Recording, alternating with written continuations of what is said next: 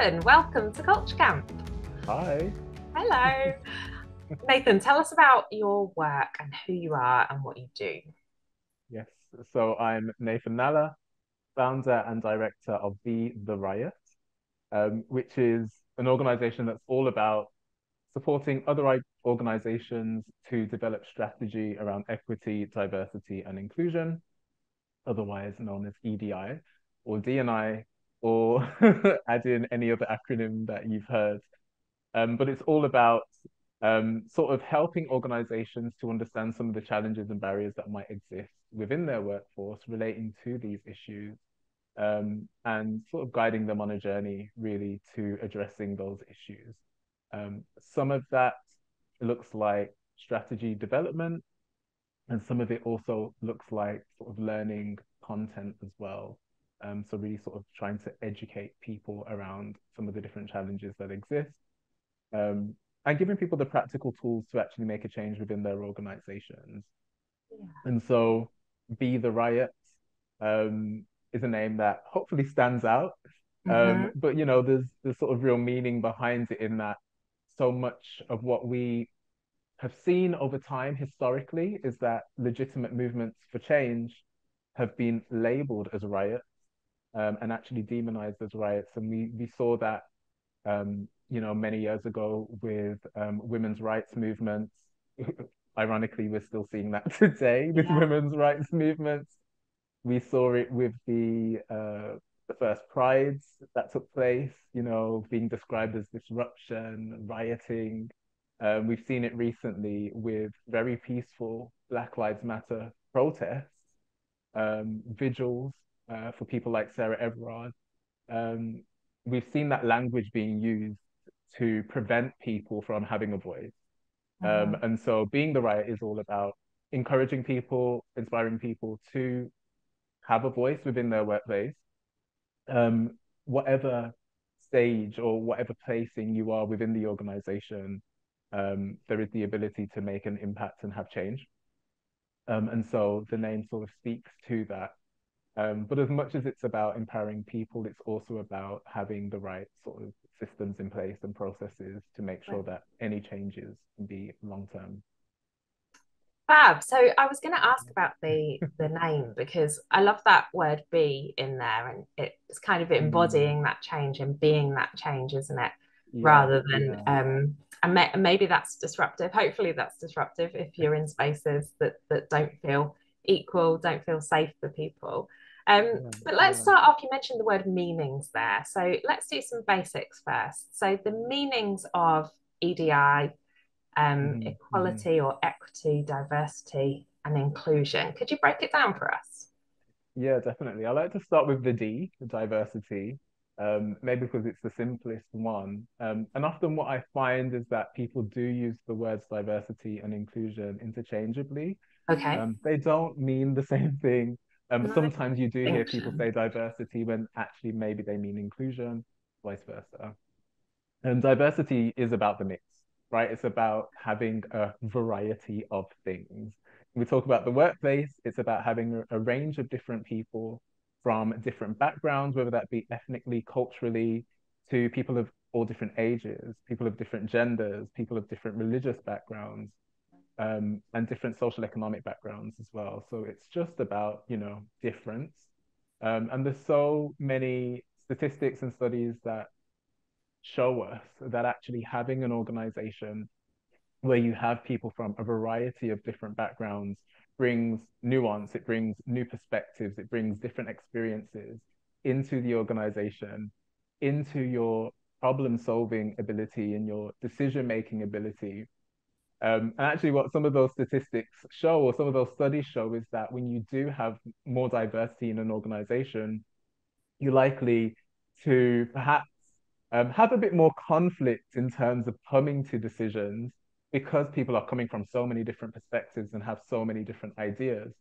But they find that the end result is more sort of positive in that you've been able to think about all these different angles, and then the decision that you finally come to, or the solution that you come to, whether it's sort of a new service or a new product, tends to be more innovative. or Yeah. the solution tends to be more wider reaching in terms of the people that it can impact. And so that's the diversity piece. Yeah. Um, Got the it. E often is for equality, sometimes it's for equity as well. Equality, I guess the difference between the two is that equality is all about giving people the same things, the same Mhm. treatment, and expecting that to be fair. Whereas equity is recognizing that actually we all might have slightly different needs. And Mhm. in order to get equal outcomes, we might need different things. And so a really simple example of this is, at university, if you have dyslexia, you're given 20% more time for your exam because it's recognized that it might take you longer to read through the material. Sure. Um, and so that's an example of equity, right? In order to get equal outcomes. And then inclusion is really about belonging and how a person feels in a space. So you might often hear the analogy of diversity is being invited to the party, inclusion is being asked to dance. So it's what is Nice. it feeling like when you're in that space? Um, and so yeah, EDI, equity, diversity, inclusion, they all Yeah. sort of are interlinked, but they're not exactly the same things. So we're talking about needs and we're talking about belonging and we're talking about kind of myths and stories. And I think because of those things, EDI work can often get sort of stuck in the, I don't know if you find this, in the sort of values and ethics of an organization, Yeah, but maybe not translated into the systems and processes. yeah, 100%. And I think what we've seen over the past few years, it's become quite trendy as a Mm, term. Um, and there are a lot of organizations celebrating their initiatives around EDI. Unfortunately, some of these initiatives, although they're well-meaning, don't always lead to some of the change that we really need to see within organizations. sure. And so oftentimes people aren't aware of some of the barriers that still exist for certain groups. So I have come prepared with some statistics to share. Great. Go for it. Just to bring that back into the conversation. So just looking at a few different aspects of diversity. So for example, we find that 24% of employers say that they would actually be less likely to employ someone with a disability, Okay. right? So you've got employers actually admitting that, Mhm. which is, honest of them, but also Mm, it's yeah. quite a terrible statistic.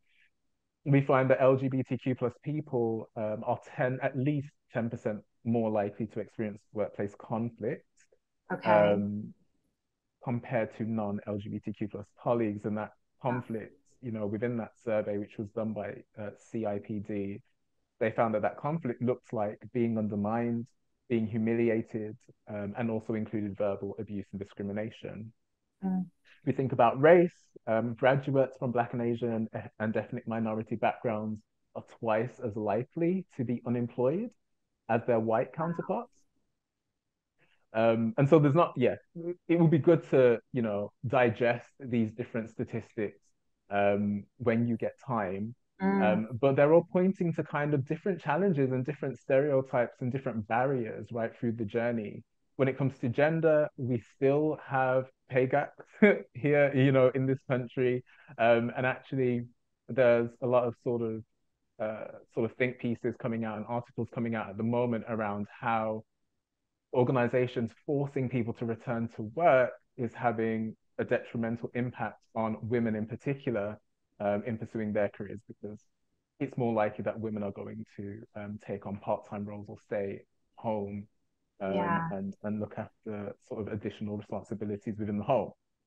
And And then the some of final, those sorry, workplace. Sorry, yeah, go go on, last ahead. one. The final one was around social economic background, and I think that's really important to highlight as well because often the conversation around EDI doesn't touch on social economic Mm, background. However, it has huge implications in the workplace, and there's so many statistics that show that if you come from a less privileged social economic background, even if you have the qualifications, even if you have the education and the experience, you're still less likely to progress compared to someone from a more privileged social economic background. Um, And so, I'll kind of leave it there for the statistics. And I know that you had a point there. But there are all these challenges that still exist. They're societal. And so they're not tick box, we can change this overnight, or we can change this with this one shiny workshop that we Mm. deliver to all of our employees. Actually, it takes long-term thinking and strategic planning in order to really address these different sort of nuanced issues. Yeah. And you mentioned there about it being societal, and I think within our workplaces, they're kind of a microcosm of what's going on outside of work, aren't they? Exactly. Yeah. So those social and economic kind of differences and inequalities are replicated in the Yeah. workplace, as Yeah. are gender inequalities. Yeah. Yeah. So I guess an opportunity is um, when we are leading an organization, developing an organization, working in an organization. The kind of the lazy option is to let the wider society be Mm, replicated within our yeah. organizations. But if we're trying to shape the culture of our organizations, have you got any ideas around things that we can do inside organizations to create equitable, safe spaces for people? Yeah. Yeah. 100%. I think there is this trend of organizations, I think, wanting to do what looks good or sounds good. Sure. In the EDI space, we have this thing around, what's best practice in the field, Mm-hmm. or what best practices are in the field. Um, I think there's room for us to focus more on the science and what the science tells us actually Okay. works. Um, but there are also some very basic things that I think, and I talk about five core things that every single one of us look for in a great working environment. Great. And so the Talk us first through them. one, yeah, the first one is, can I be hired? If I apply for a role at this organization, will I have a fair and equal opportunity to actually be hired and work there? And I think a lot of organizations haven't necessarily addressed some of those challenges based on some of the stats that we just heard, based on race, based on disability, based on gender, who gets hired and who doesn't. Yeah. And then, the second point is around pay equity. So if I work for this organization, am I going to be paid equally, fairly? Um, and also that also looks at, right now we're in this cost of living crisis. Am I going to be getting a wage that actually allows me to live, Mm, to survive, to mm, pay my bills, and be able to save and be able to do other things and plan for the future? And so it's tight and it's tough at the moment for businesses as well as individuals, but also keeping that as a priority is very important. The sure. third point is around sort of day-to-day experiences. So if I'm working for this organization, what is the treatment going to be like? Am I going to experience microaggressions on a daily basis? If I do encounter someone who says something exclusionary or discriminatory towards me, is the organization going to take that zero tolerance approach and have my back, or are they going to sweep it under the rug? Is it going to be the leaders themselves, the managers themselves within the organization that are actually perpetrating these same behaviors that I might experience out on the street? Right. And so recognizing the cultural aspect, how people are treated within the organization. And then point four is around opportunities for learning and development. Do they exist? Yeah. If thinking about all of the different roles across your organization, how many opportunities to learn and develop do exist? Are there trainings? Are there opportunities to be mentored or to shadow someone? The people are constantly wanting to evolve and grow. And everything that I'm speaking about ties into, you know, retention within an organization as well. If these factors aren't in place, Mm, then it's very likely that people will decide to leave and go and work somewhere else, or be looking for a place that does satisfy these needs. And it's yeah. from an organizational perspective, of course, it's not easy to fork out really expensive learning and development programs for everyone in the organization. But there are small things that can be done, right, Yeah, and to there's internal ensure that shadowing and kind of exactly, yeah. learning opportunities from like each other. Yeah. Yeah, and even pointing people to resources that are available online for Yeah, free, yeah. or on the cheaper side. So that, and then the final point, point five, is around progression, which ties in obviously very closely to learning and development. But are there opportunities to progress if a person does go for that opportunity to be promoted? Are there fair processes and systems in place to allow for that person, um, with the qualifications, with the education, with the skills to do that role, to actually access that position? Mm, And in some organizations, it's not unfortunately the case. sure. And so behind all of these things, of course, there are systems, right? You ideally, and although many organizations don't, should have a clear Mm, recruitment process. sure. And you can look at the various different stages of your recruitment process, and seek to eliminate bias as much Mm, as possible, stamp out discrimination, but also make it as inclusive as possible. And so some of the work that I do with organizations looks at these five core areas, and provides what's called the EDI health check, okay. which is essentially an audit, right? And so step by step, looking at all of these different aspects of a process or a system. So let's say it's recruitment, we can look at your job design processes, right? Hmm. Asking questions like, does this particular role have to be full time?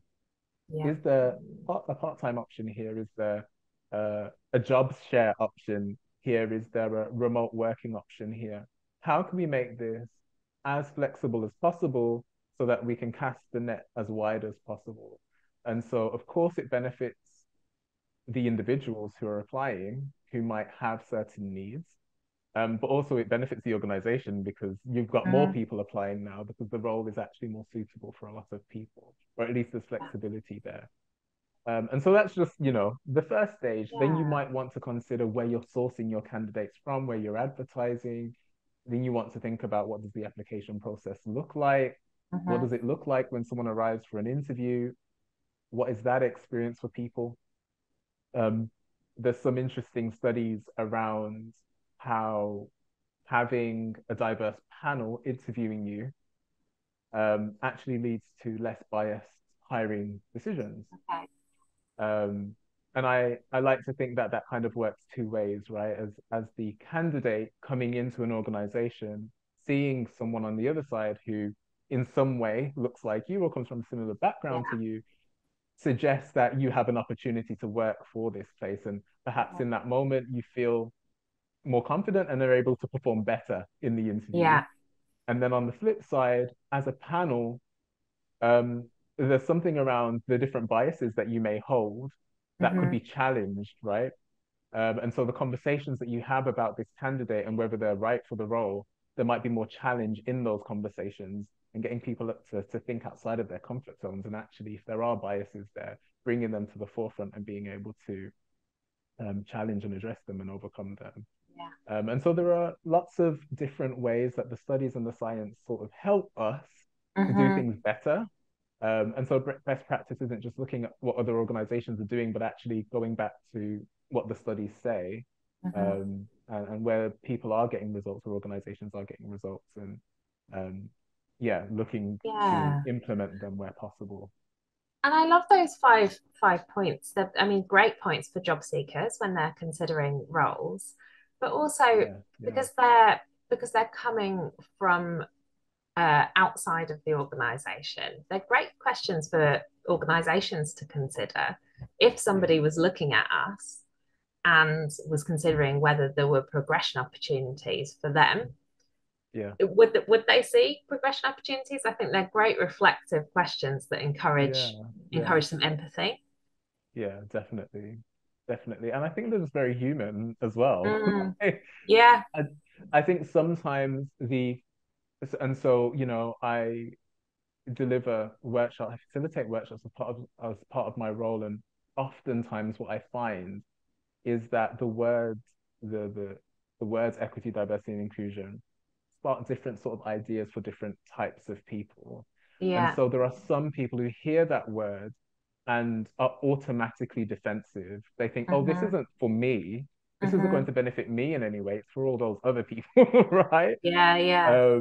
And so, of course, I've highlighted the stats and the lived experiences of people from underrepresented groups and so on.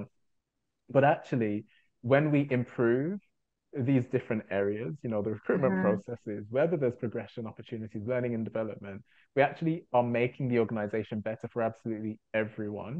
Yeah. Um, and, instilling the the processes that are needed in order to ensure there is fairness and Mm. equity.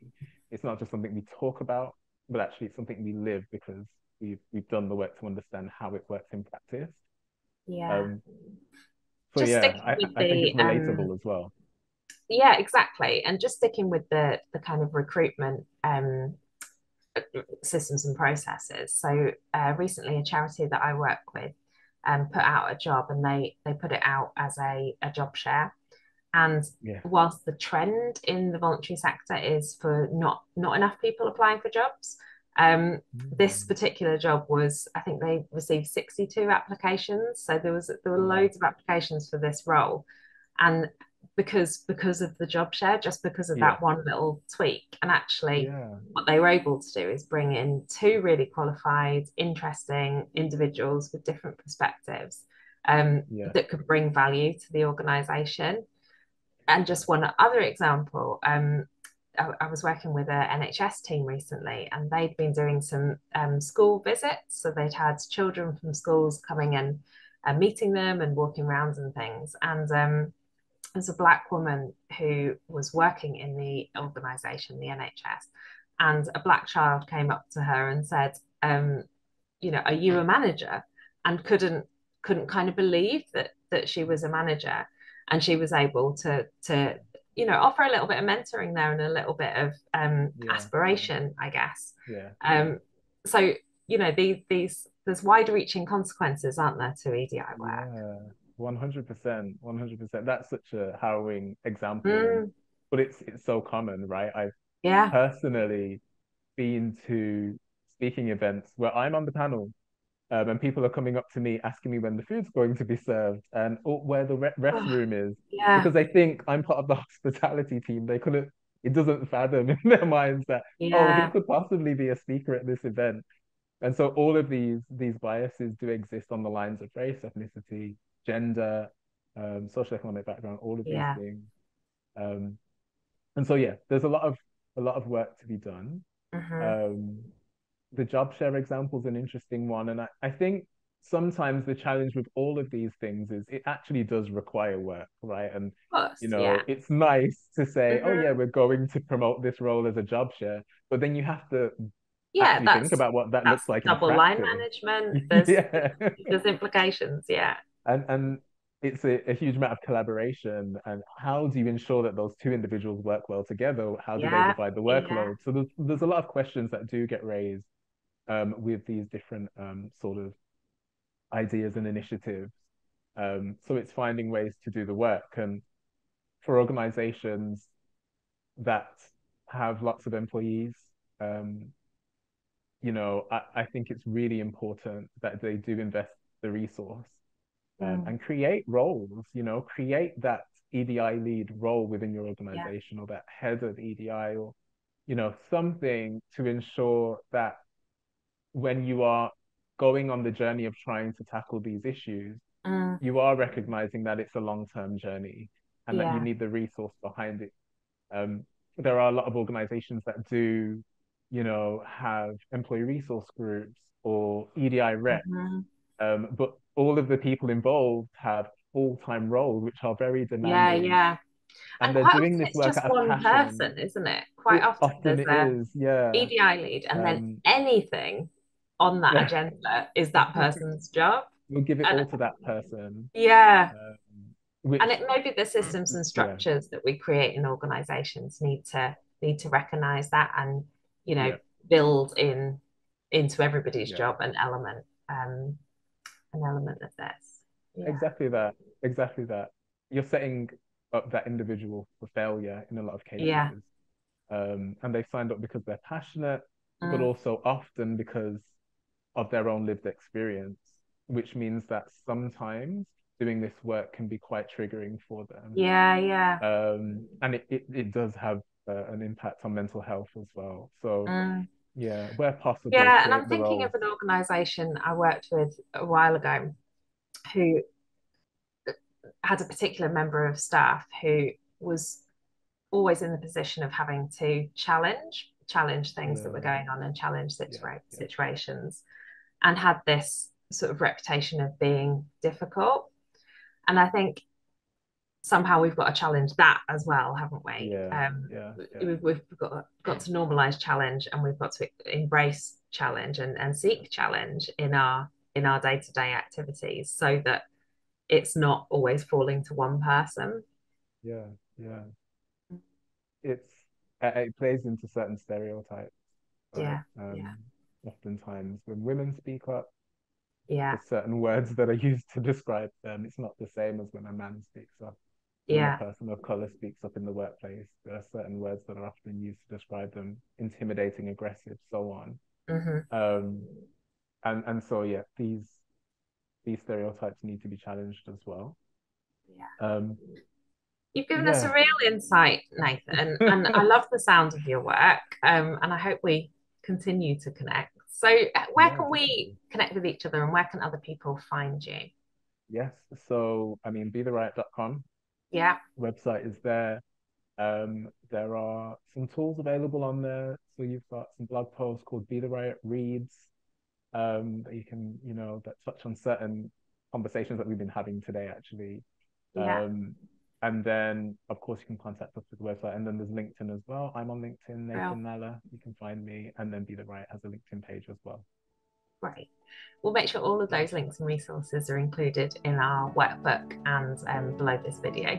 So, thanks so much, Nathan. It's been brilliant talking to you. Yeah. Thanks for having me. I've really enjoyed it.